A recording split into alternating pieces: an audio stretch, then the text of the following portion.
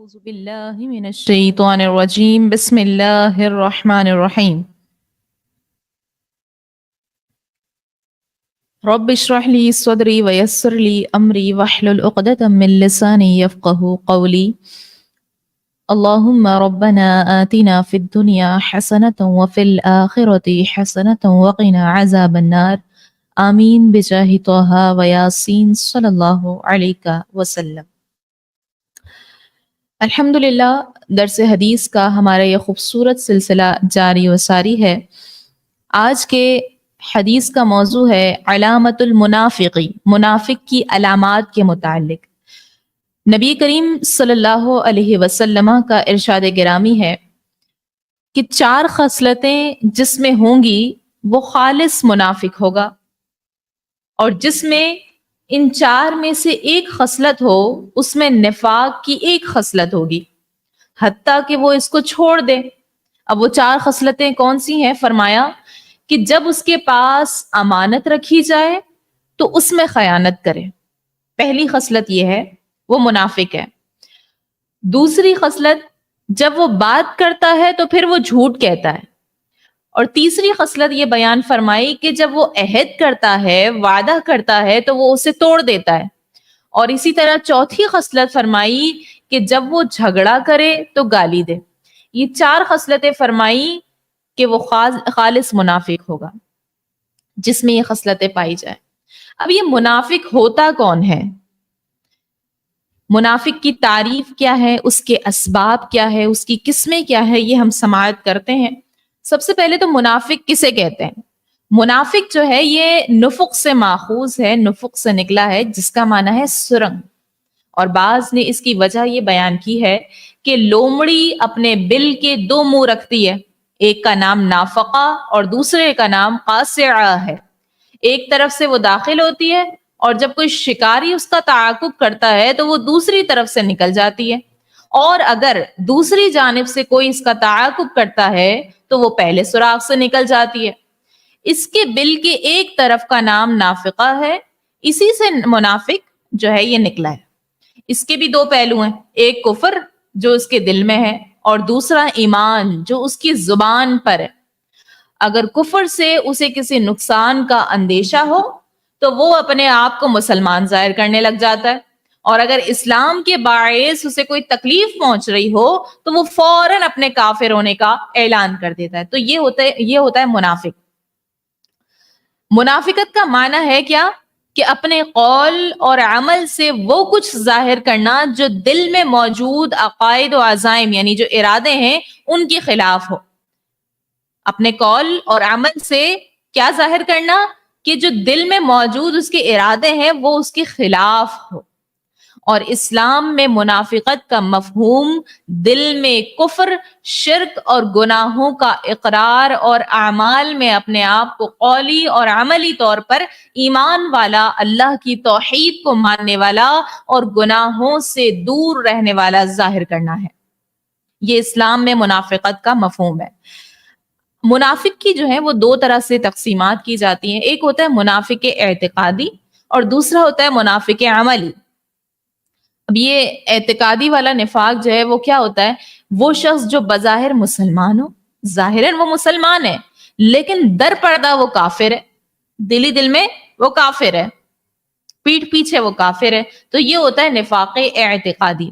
اور اس کا حکم کیا ہے کہ نفاق اعتقادی جو ہے ایسا منافق کفار کے زمرے میں آتا ہے، اگر یہ شخص بغیر توبہ کے مرا تو ہمیشہ ہمیشہ کے لیے جہنم میں جائے گا، اور جہنم کے وہ نچلے طبقے میں رکھا جائے گا۔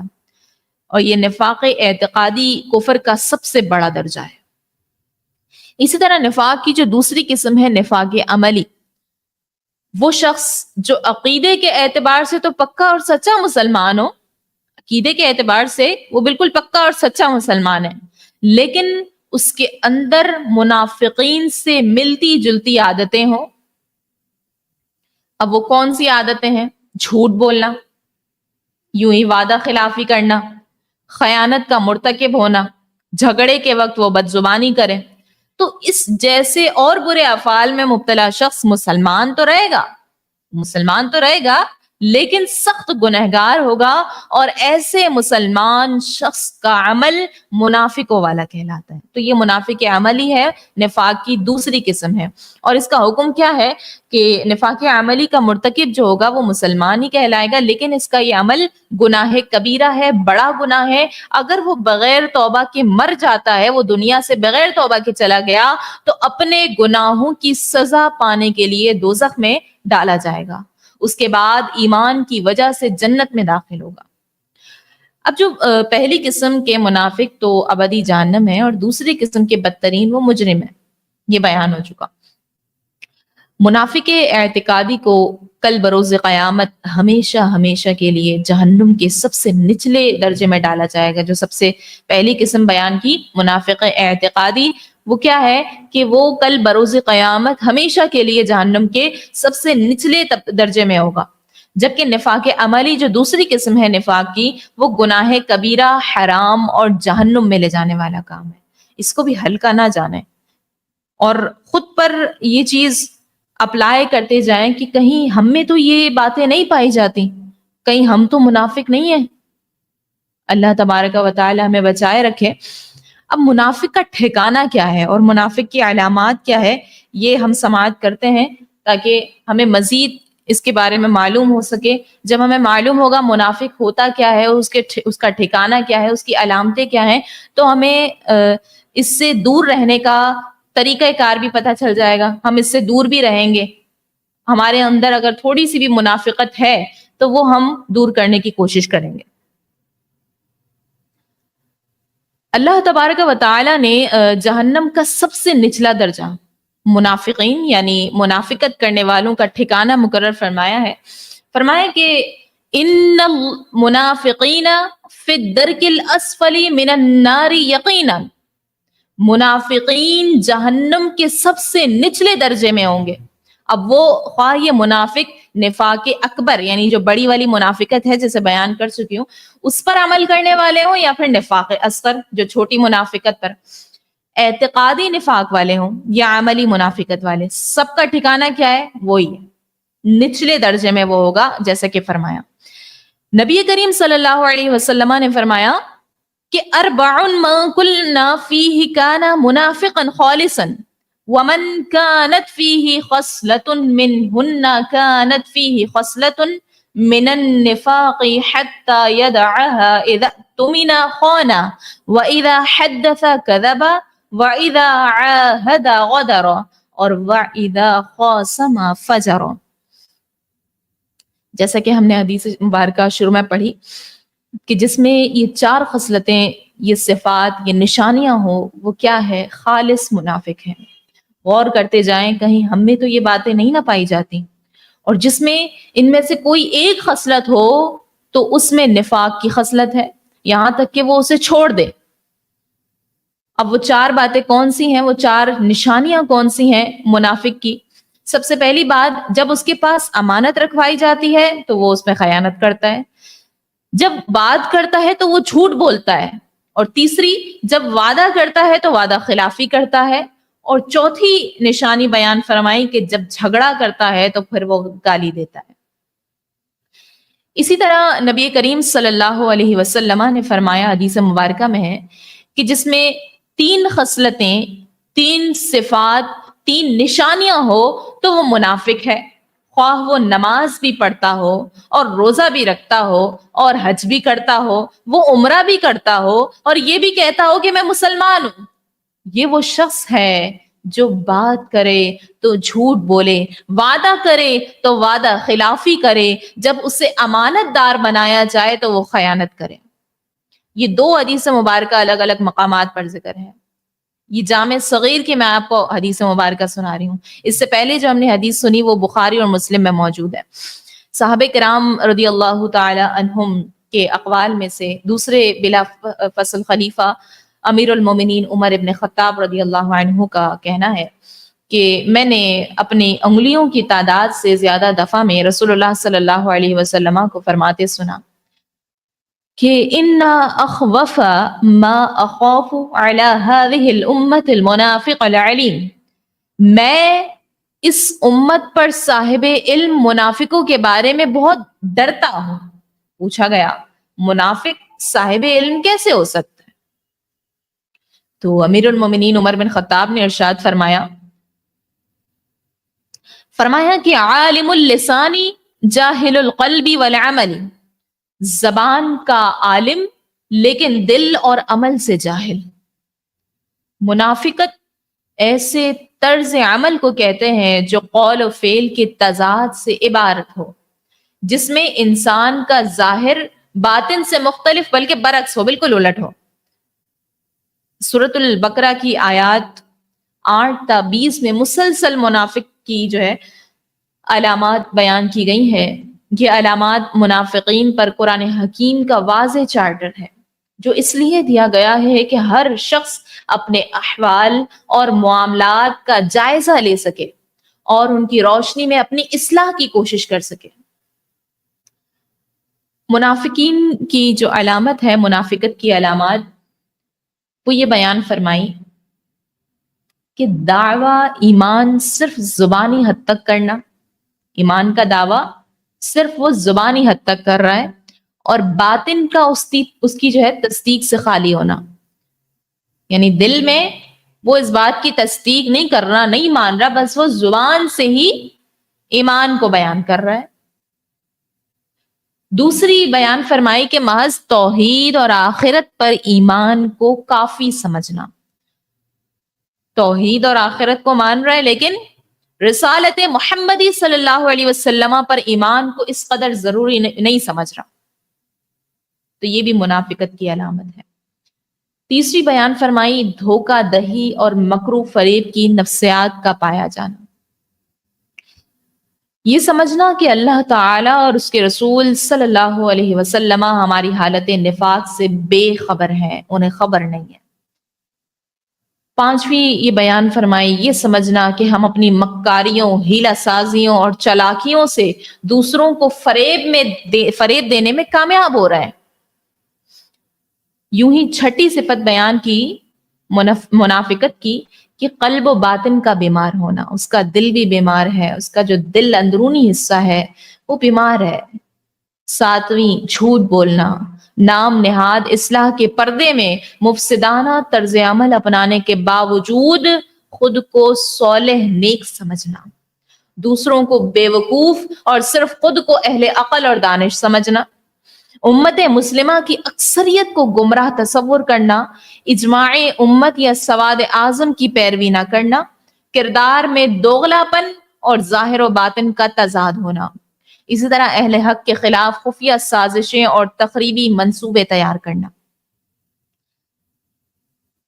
مسلمانوں پر طنز تانہ زنی اور حقیر سمجھتے ہوئے ان کا مذاق اڑانا، یہ تکبر میں بھی آ جاتا ہے. باطل کو حق پر ترجیح دینا، سچائی کی روشن دلیل دیکھتے ہوئے بھی اس کی طرف سے آنکھیں بند کر لینا. اسی طرح بیان فرمائی کہ تنگ نظری اور دشمنی میں اس حد تک چلے جانا کہ کان حق بات نہ سن سکیں، زبان حق بات نہ کہہ سکے اور آنکھیں حق نہ دیکھ سکیں. اس حد تک چلے جانا، اسلام کی راہ میں پیش آنے والی مشکلات سے گھبرانا اور ان سے بچاؤ کی تدابیر اختیار کرنا اور اہل حق کی کامیابیوں پر حیران رہ جانا اور ان پر حسد کرنا. کامیاب ہو رہے کوئی شخص، اس میں حیران رہ جا اور حسد کرتا پھرے. اپنے مفادات کے حصول کے لیے اہل حق کا ساتھ دینا اور خطرات اور مصائب میں قربانی سے گریز کرتے ہوئے ان سے علیحدہ ہو جانا اور حق کے معاملے میں نیم دلی اور ہچکچاہٹ کی کیفیت میں مبتلا رہنا. تو یہ ساری باتیں منافقت کی نشانیوں میں آتی ہیں. غور کریں، اپنا جائزہ لیں کہ کہیں ان میں سے کوئی ایک بات بھی ہم میں تو نہیں نہ پائی جاتی. اگر ایسا ہے تو اس کو دور کیجیے. اچھا، منافق کے جو اسباب ہیں، اس کے علاج ہیں، وہ کیا ہے، وہ سنتے ہیں. نفاق اعتقادی کا جو پہلا سبب ہے وہ جہالت ہے. سبب کیا ہے؟ جہالت ہے. جب بندہ صحیح طریقے سے عقائد، فرائض، واجبات کا علم حاصل نہیں کرتا تو شیطان دل میں طرح طرح کے وسوسے پیدا کرتا ہے. تو بندہ نفاق اعتقادی جیسے موذی مرض میں مبتلا ہو جاتا ہے. جب اسے معلوم ہی نہیں ہے، علم ہی نہیں ہے، تو ظاہر ہے شیطان تو دل میں وسوسے ڈالے گا، اور جب وہ وسوسے ڈال رہا ہے تو جب اس کے دماغ میں کوئی علم ہے ہی نہیں، اس کو عقائد کے بارے میں کچھ معلوم ہی نہیں ہے، تو پھر اس وسوسوں سے لڑے گا کیسے وہ؟ غور کرنے کی بات ہے نا. اور اس کا علاج کیا ہے کہ بندہ عقائد، فرائض، واجبات کا تفصیلی علم حاصل کرے، علماء کی کتب کے وسیع مطالعے کے ساتھ ساتھ ان کی صحبت بھی اختیار کرے. جب بھی کوئی شرعی اور اعتقادی مسئلہ درپیش ہو تو کسی صحیح العقیدہ مستند عالم دین یا مفتیان کرام سے رابطہ کرے. یہ اس کا علاج ہے. اب نفاق اعتقادی کا دوسرا سبب کیا ہے؟ دوسرا سبب ہے بد عقیدہ لوگوں کی صحبت. برے جو عقیدے والے ہیں ان لوگوں کی صحبت میں آپ بیٹھ رہے ہو تو ظاہر ہے ویسے ہی بن جاؤ گے. اب اس کا علاج کیا ہے؟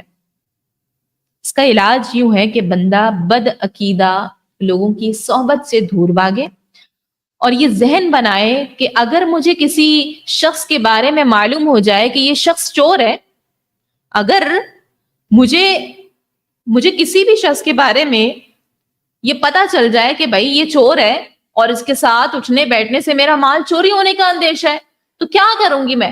یقیناً میں ایسے شخص کے ساتھ کبھی بھی بیٹھنا گوارا نہیں کروں گی نا، یا بہت احتیاط کروں گی، ایسا ہی ہوگا. لیکن بد عقیدہ لوگ تو ایسے چور ہیں جو میرا سب سے قیمتی خزانہ یعنی ایمان چرا سکتے ہیں. یہ ہمارا بڑا قیمتی خزانہ ہے ایمان. تو میں ان لوگوں کی صحبت کیسے گوارا کروں؟ ایمان یہ سب سے بڑی دولت ہے. اگر خدا نہ خواستہ ایمان برباد ہو گیا نا تو کہیں کے نہیں رہیں گے. بد عقیدہ شخص کے سائے سے بھی دور بھاگیں، اس سے کسی قسم کا کوئی تعلق نہ رکھیں. ظاہراً تو آپ کو ایسے نظر آئیں گے کہ بھائی بڑی نمازی ہیں اور پردہ کرنے والے ہیں، لیکن باطن آپ کو تھوڑی معلوم ہے. ظاہراً آپ کو یہ سب نظر آئے گا اور آپ انہی کے جو ہے رنگ میں ڈھلتے چلے جائیں گے. تو بد عقیدہ لوگوں سے دور رہیے، کیونکہ ایمان یہ بہت بڑا خزانہ ہے. یقیناً انبیاء کرام علیہ الصلوۃ والسلام، خصوصاً امام الانبیاء حضور سید الاصفیاء صلی اللہ علیہ وسلم کی گستاخی کرنے والے آپ صلی اللہ علیہ وسلم کی پاکیزہ اور مبارک ذات میں عیوب تلاش کرنے والے، صحابہ کرام علیہ رضوان پر بہتان تراشی کرنے والے، اہل بیت عظام کی شان میں زبان دراز کرنے والے اور اولیاء کرام کے خلاف، ان کے مزارات کے خلاف زبان دراز کرنے والے کسی بھی طرح مسلمان کے خیر خواہ نہیں ہو سکتے. ایسے لوگوں کی صحبت سے اپنے آپ کو ہمیشہ دور رکھیے. شیطان لعین کی اتباع کرنے والے ایسے لوگوں سے اللہ تبارک و تعالی کی پناہ مانگیے. ایسے لوگوں کی صحبت اختیار کیجئے جو انبیاء کرام، صحابہ کرام، اہل بیت کرام، اولیاء عظام سے محبت کرنے والے ہوں، ان کی شان بیان کرنے والے ہوں اور بغض و عناد کے بجائے عشق و محبت کی باتیں کرنے والے ہوں. تو انشاءاللہ ان کی صحبت اختیار کرنے کی برکت سے ایمان کی حفاظت ہوگی. نفاق عملی کا جو پہلا سبب ہے وہ جہالت ہے. پہلے ہم نے سنا نفاق اعتقادی کا سبب، اب ہم سن رہے ہیں نفاق عملی کا پہلا سبب جہالت ہے کہ بندہ جب نفاق، اس کی علامات، اس کی تباہ کاریوں سے جاہل ہوتا ہے تو اس موذی مرض میں مبتلا ہو جاتا ہے. اس کا علاج یہ ہے کہ بندہ نفاق عملی اور اس کی تباہ کاریوں کا علم حاصل کرے، ان پر غور و فکر کر کے بچنے کی تدابیر اختیار کرے. وہ علم حاصل کرے، وہ مطالعہ کرے، کتابیں پڑھے. آج ہم پڑھ رہے ہوتے ہیں، ناولز پڑھ رہے ہوتے ہیں بڑے شوق سے. یہ ڈائجسٹ پڑھنا یہ سارا ہمارا معمول بن گیا ہے. کتابیں کھول کے نہیں دیکھتے ہیں. ہمیں علم حاصل نہیں کرنا، اپنے عقائد کو مضبوط نہیں کرنا ہے. یہودیوں کے عقائد پتہ ہے آپ لوگوں کو بہت مضبوط ہے، وہ اپنے عقائد میں بڑے پکے ہوتے ہیں. لیکن آج ہمارے مسلمانوں کا یہ حال ہو گیا، ہمارے عقیدے جو ہے نا وہ کمزور ہوتے جا رہے ہیں. کیوں؟ کیونکہ علم نہیں ہے. تو مطالعہ کیجئے اور علم حاصل کیجئے. یہ جو نفاق عملی اس کی تباہ کاریاں ہیں اس کا علم حاصل کیجئے، ان پر غور و فکر کر کے ان سے بچنے کی تدابیر اختیار کیجئے. اسی طرح نفاق عملی کا دوسرا سبب حرص ہے کہ بندہ کسی چیز کی طمع اور لالچ کی وجہ سے منافقت کرتا ہے، اور اس کا علاج یہ ہے کہ بندہ حرص مذموم کی تباہ کاریوں پر غور کرے. کسی دنیاوی فانی شے کی خاطر منافقت کرنا کسی بھی طرح سے عقل مندی کا کام تو ہے ہی نہیں. ٹھیک ہے. اور اسی طرح نفاق عملی کا تیسرا سبب حب دنیا ہے، دنیا سے محبت ہے. یہ بڑی غور طلب ہے. نفاق عملی کا تیسرا سبب ہے کہ جب بندے پر دنیا کی محبت غالب آتی ہے نا، جب بھی بندے پر دنیا کی محبت غالب آتی ہے تو اسے حاصل کرنے کے لیے بسا اوقات منافقت وہ اختیار کر لیتا ہے، وہ منافق بن جاتا ہے. اس کا علاج کیا ہے کہ بندہ جب حب دنیا جیسی یہ موذی بیماری کی آفتوں پر غور و فکر کرے کہ یہ بیماری مختلف گناہوں میں مبتلا ہونے کا ایک سبب ہے، بلکہ بسا اوقات تو حب دنیا جیسے موذی مرض میں مبتلا ہو کر ایمان برباد ہونے کا بھی خطرہ پڑ جاتا ہے. تو لہٰذا بارگاہ رب العزت میں اس موذی مرض سے نجات کی دعا کرتا رہے کہ اے اللہ تبارک و تعالی مجھے اس مرض سے نجات عطا فرما. بدقسمتی سے موجودہ دور میں یہ ہماری بدقسمتی ہی ہے. تو بدقسمتی سے یہ جو موجودہ دور ہے ہمارا، اس میں منافقت کا مرض، یہ نفاق کا مرض روز بروز پھیلتا جا رہا ہے، بڑھتا جا رہا ہے. اور تشویشناک بات تو یہ ہے کہ اسے بیماری کے بجائے ایک فن تصور کیا جانے لگا ہے. بیماری نہیں سمجھتے ہم، اس کو فن سمجھتے ہیں. منافقت کو کامیابی کی سیڑھی سمجھا جاتا ہے. اب خواہ اس کامیابی کے حصول کے لیے اسلام کو نقصان پہنچانا پڑے، ملک کی جڑیں کاٹنی پڑے یا قوم کا سودا کرنا پڑے، سب کچھ کر گزرنے کو تیار ہیں ہم. ہمارا یہ حال ہو چکا ہے. حتیٰ کہ بعض لوگ تو اسلام اور شرعی احکام سے نفرت کے باوجود محض اس وجہ سے خود کو مسلمان کہلواتے ہیں تاکہ مسلمانوں کو دھوکہ دے سکیں. اللہ، جبکہ عمومی زندگی میں تو یہ لگتا ہے کہ جیسے ہم منافقوں کے معاشرے میں رہ رہے ہیں، ایسے ہی لگتا ہے.